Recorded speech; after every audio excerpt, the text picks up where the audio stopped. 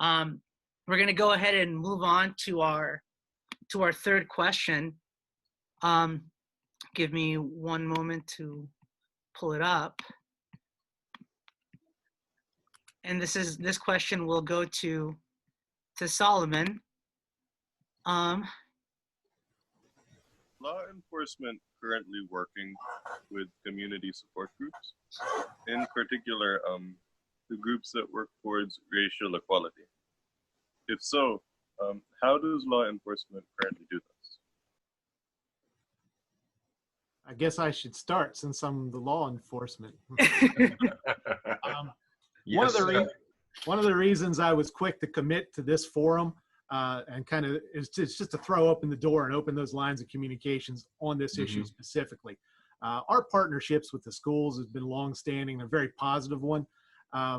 We also work with victim advocacy groups, and within Lower Allen Township, we find that we really don't have an active community of support groups that are working towards the racial equality that I'm aware of. It's possible I'm missing something, but I look around, I don't see congregations of predominantly people of color or social organizations, people of color. If we had them, I would love to partner with them to address these issues. I don't want to say it doesn't exist, but it's not obvious that the existence. What we do, we try to be seen in the community. We open up the Coffee with the Cops, which is just come to us, we'll have a discussion. It's and people, we have a little bit of superficial kind of discussions at these things, but I would really like to just kind of have the deeper discussions and sit down and talk to people. We have a Citizens Academy that was very poorly attended, but as an education piece, not an indoctrination piece, but as an education piece, just to see what the police are doing and why it might be happening the way it's happening, kind of thing.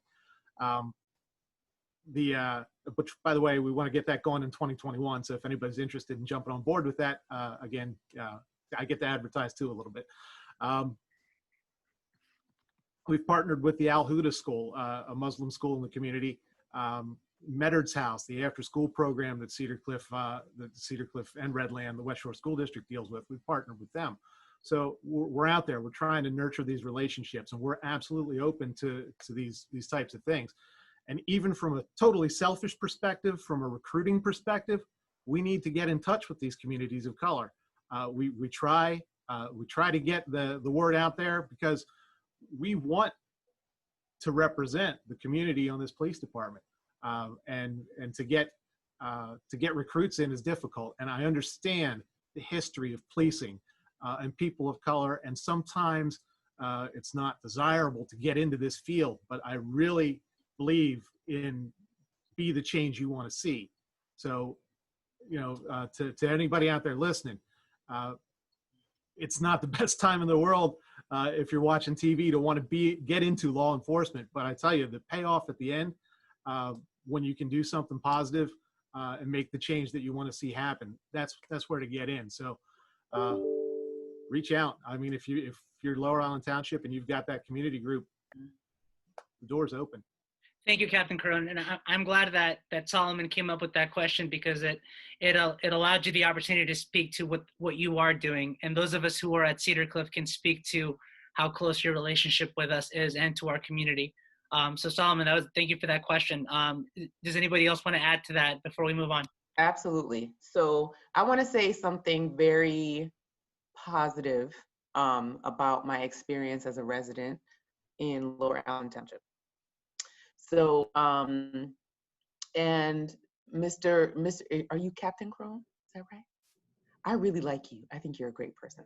And just listening to you talk on this, I listened to you talk on this Zoom. I wish I would have met you like 5 years ago when I was still living in Mechanicsburg or Lower Allen Township. Because you don't, especially as a Black, first of all, do y'all know the percentage of Black people that lives in Mechanicsburg? Less than 1%. Thank you very much, Dr. Allen. Okay, so getting any kind of representation as far as like being a black or brown person and the Hispanic population, and then there are several different kinds of populations. So we've got, when I say Black or brown, I'm trying to include as many people as possible because even with all of those people included, it's still like 3% of the entire population, even with all of those people included. So that's just to start there. But my experience was, I lived in Wesley Mews, which is right by Bethany Towers. Yeah, you know where. And the cops that came out, super respectful for this incident. We called the police because we thought somebody was incapacitated in their car. And do you know that they turned around and called the police back on us for calling the police on them? Yeah, it was very interesting. Now, I know why they called the police on us. Like, we're one of like 3 Black people who live in this neighborhood. So they were not happy that we called the police, but we were trying to help. We were like, this lady looked like she was dead in the car. And so we were like, let's, we knocked on the car, we banged on the car. And after 15 minutes, we were like, something's happened to this lady. We need to get her some help. So we called 911, cop came out. And he was great, but they were pissed that we called the cops on them. But we didn't call the cops on them to get them in trouble. We called the cops because we were sincerely concerned.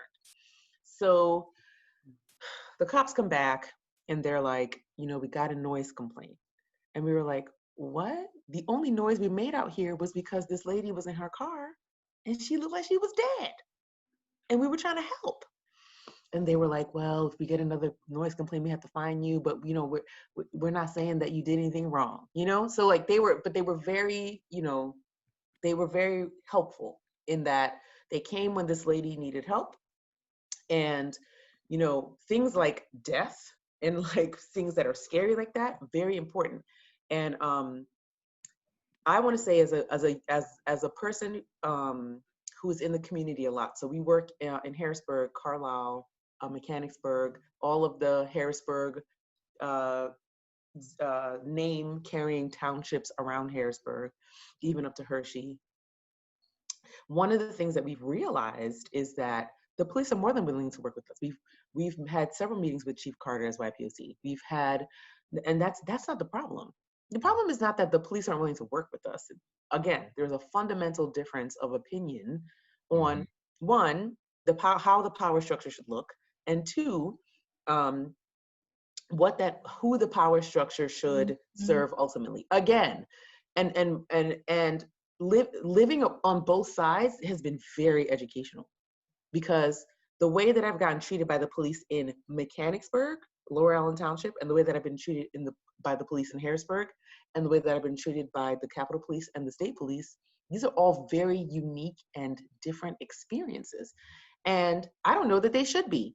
I feel like these experiences should be more homogenous because, of the people serving or the servant of people aspect of the job. And I will say, and I don't want to belabor the point, but I've never been treated better than by the Lower Allen Township Police Department. Now that's great for me as a person, but what about me as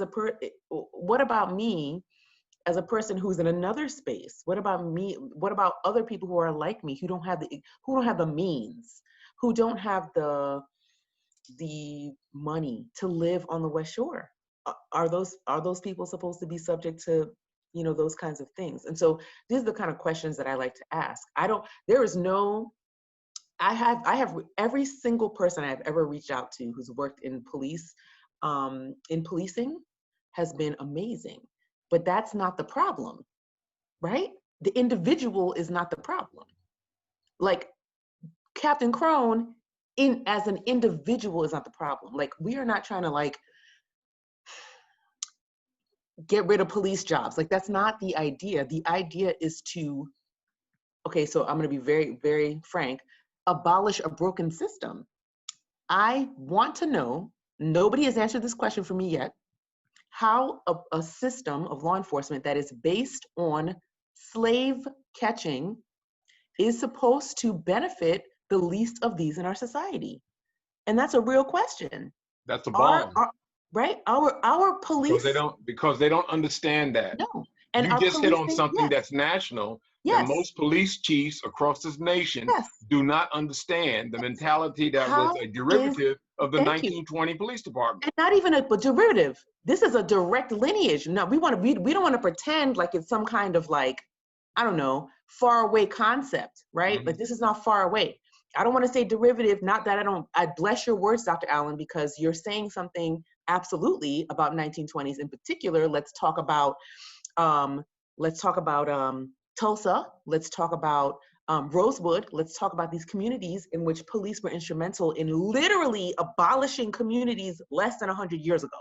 Yes. So we're not talking about far away, Thank right? you, Dr. Campbell. Thank you. No, I appreciate that, and I want to stay loyal to time here. So I apologize for being there. No, thank you.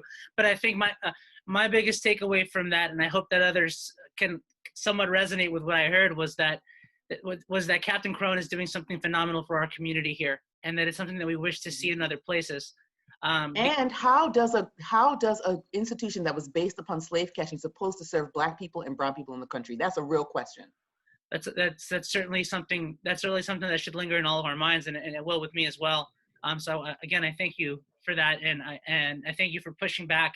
I thank you for acknowledging what Captain Crone is doing for our local community, because I can speak to the exact same thing, Dr. Campbell, that I've been treated very differently by law enforcement officials in this area, and Lower Allen has maintained my dignity at such a high level of comfort, where I see the vehicles and I don't have that tremble that the people of color have. I don't have that. Where are my hands? Lower Allen has made me feel absolutely safe, valued, and yeah, I would love to see that happen in other places as well.